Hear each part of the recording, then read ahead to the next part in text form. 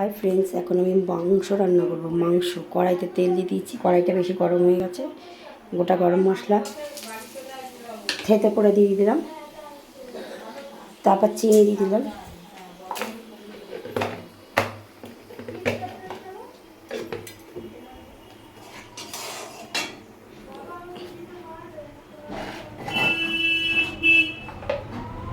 তারপরে তেলটা গরম হয়ে গেছে, যে মাংসটা মাখিয়ে রেখেছে এবার অল্প অল্প করে আস্তে আস্তে দিয়ে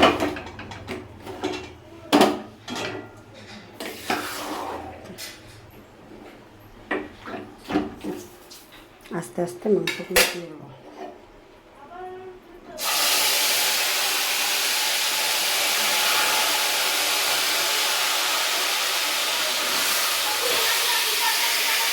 মাংসটা আস্তে করে দিয়ে দিলাম।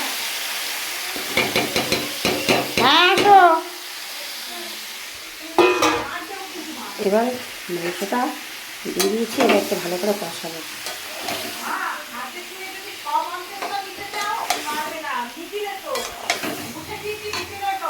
তো কষু, এই যে মাংস অর্ধেক কষানো হয়ে গেছে, কিন্তু আমি এখন আলু দেবো না, মাংসটা সিদ্ধ হতে সময় লাগবে, তাই জন্য